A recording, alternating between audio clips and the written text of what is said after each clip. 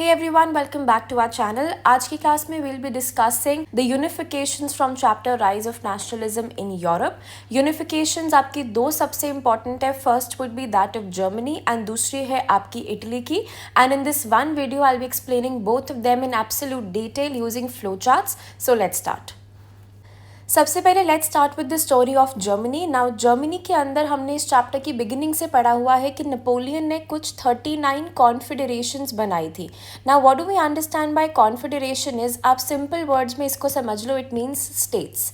सो ये 39 स्टेट्स जो थे they were all under different territories. Maximum area जो था वो आपका कंट्रोल्ड था by the Prussian empire and Prussian king.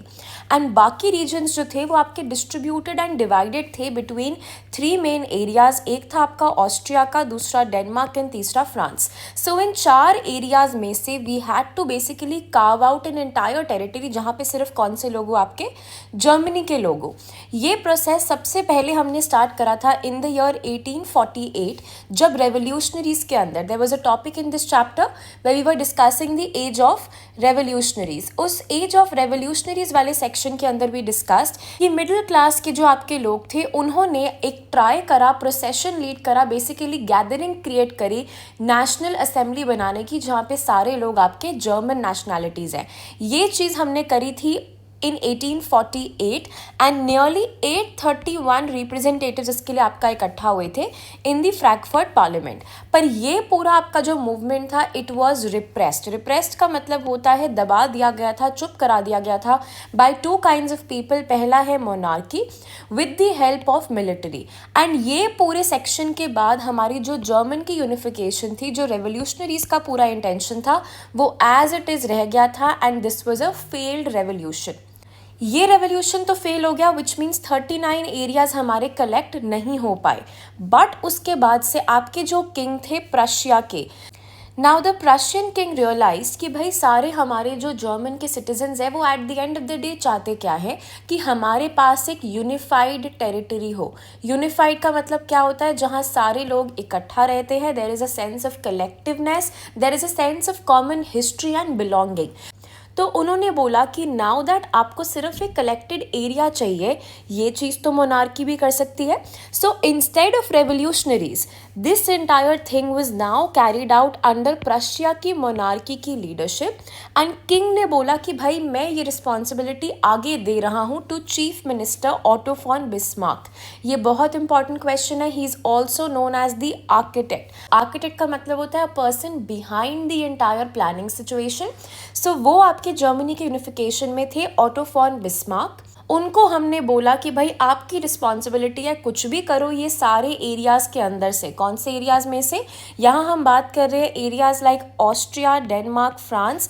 इन सारे एरियाज़ में से जर्मन के रीजन्स खींच के लेके आओ ताकि हम एक यूनाइटेड कंट्री क्रिएट कर सके under the leadership of Prussia. So now Otto von Bismarck ji ने आर्मी की हेल्प ली एंड ब्यूरोक्रेसी की हेल्प ली. ब्यूरोक्रेसी का मतलब सिंपली होता है some kind of diplomatic relation, जहाँ पे आप 2-3 कंट्रीज़ के साथ आप कह सकते हो हेल्प ले सकते हो, आप उनके साथ बातचीत कर सकते हो. कोई ऐसा आप कह सकते हो समझौता या फिर some kind of government communication is called bureaucracy. So with the help of Prussian army and bureaucracy हमने 3 वॉर्स कंडक्ट करी इन 7 years.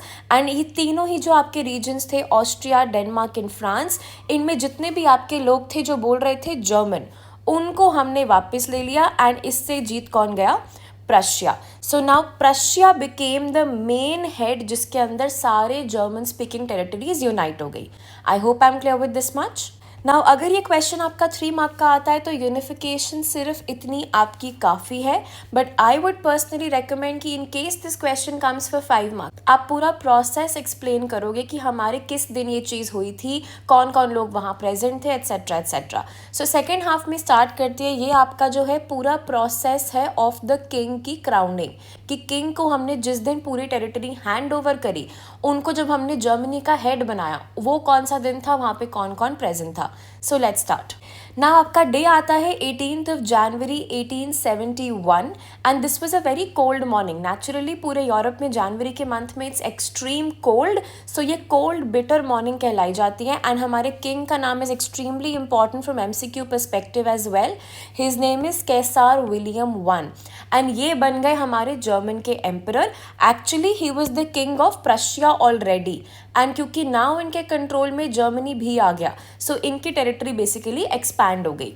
इस टेरिटरी के अंदर हमारी जो सेरेमनी हुई थी that was at ceremony eight versus, and ये हुआ था आपका hall of mirrors. Hall of mirrors is simply a very big, आप कह सकते हो कोर्ट रूम है at the palace of versus जहाँ पे ये सेरेमनी हुई थी. अब अटेंड कौन कौन करेगा? सारे वो एरियाज जो हमने कॉन्कर करे हैं, उनके जो अपने खुद के प्रिंसेस हैं. दूसरा जो आर्मी के रिप्रेजेंटेटिव्स हैं जिन्होंने हमारी यहाँ पे हेल्प करी थी, we took help from the army, so ये आपके रिप्रेजेंटेटिव्स अटेंड करेंगे. दूसरा हमारे सारे प्रशिया के अपने मिनिस्टर्स हैं, एंड ऑब्वियसली जो हमारे आर्किटेक्ट थे ऑटो फॉन बिस्मार्क वो भी प्रेजेंट होंगे ही. एंड इस सब के थ्रू हमने किसको ग्रांट कर दिया? एम्परर बन गए आपके German emperor Kaiser William one. Now since ये पूरा जर्मन एम्पायर एक पर्टिकुलर कंट्री की जिद एंड डेडिकेशन से बना है एंड दैट वाज प्रशिया, तो पूरे जर्मनी के कंट्री के अंदर नाउ जहाँ जहाँ भी आप जा रहे हो you are able to find traces of the dominance. Dominance मतलब कि हमने किसी के ऊपर कब्जा करा हुआ है, हमने अपना हक जताया हुआ है. सो किसका हक यहाँ पे हमें दिख रहा है? We can see that Prussia is playing a very big role, and Prussia की हर जगह हमें आप कह सकते हो ट्रेसेस नजर आ रहे हैं, प्रूफ नजर आ रहा है. कहाँ कहाँ पे? जो चीज़ें प्रशिया के अंदर हो रही थी with respect to currency, legal work, banking, judiciary, वो सब कुछ हमने कहाँ अप्लाई कर दिया? All of that was now extending towards German empire. So this is the story of Germany. ये क्वेश्चन आपका अपने आप में 3 मार्क में आ सकता है, 5 मार्क में आ सकता है.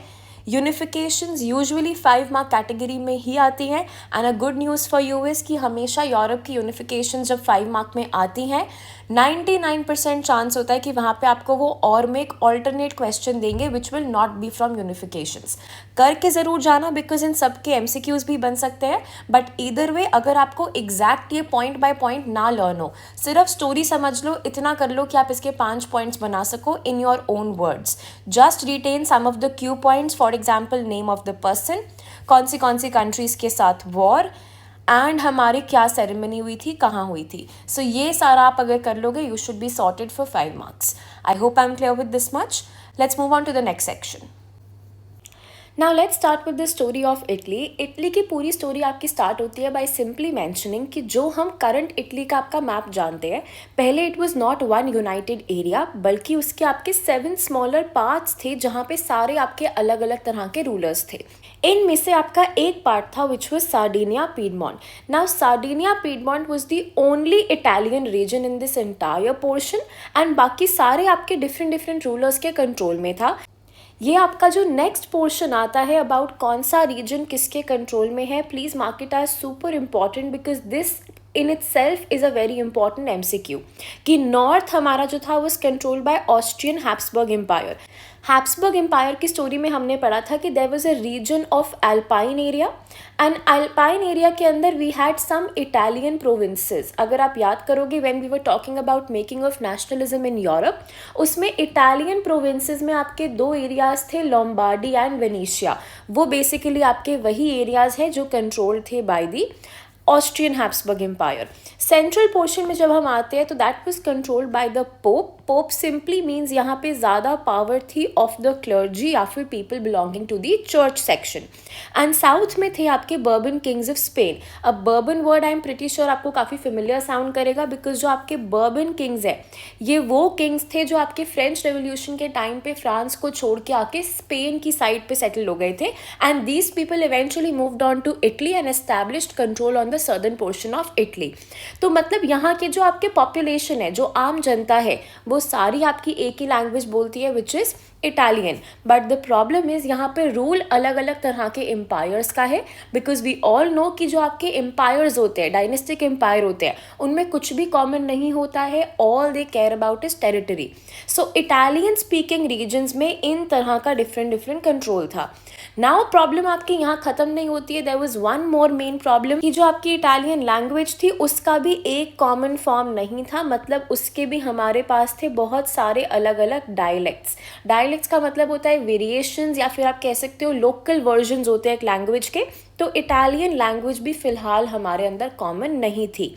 अब आपका एक क्वेश्चन बनता है out of the Italian case itself, a 3 mark question, कि who were the 3 main people who played a role in the unification of Italy. So आपका क्वेश्चन क्या बनता है, द 3 मेन पर्सनैलिटीज जिन्होंने बहुत इंपॉर्टेंट रोल प्ले करा इन the unification of Italy. इसके अंदर हम 3 मेन नाम मेंशन करेंगे। स्टार्ट करते हैं with the first one, this is Giuseppe Mazzini. दूसरा आपका आता है chief minister Camillo di Cavour, and the third one is Giuseppe Garibaldi. ये 3 आपके वो लोग थे जिन्होंने इटली को यूनाइट करने में बहुत कंट्रीब्यूशन करा। कैसे, let's start with it one by one. Giuseppe Mazzini का जो पूरा सेगमेंट है वो हमने करा था कि भाई इनके अंदर बहुत मोटिवेशन थी, इनको क्रिएट करने थे nation states and they were absolutely against monarchy. तो इन्होंने ये करा था by creating what, secret societies. यहाँ पे हमारी 2 सोसाइटीज का मेंशन था, one was young Italy which was in Marseille and दूसरी society was Young Europe. All of this was in the segment of revolutionaries. तो यहाँ पे आपको डिटेल में नहीं मेंशन करना है, जस्ट नो कि जुजेप मजीनी ने क्या बनाई थी आपकी सीक्रेट सोसाइटीज।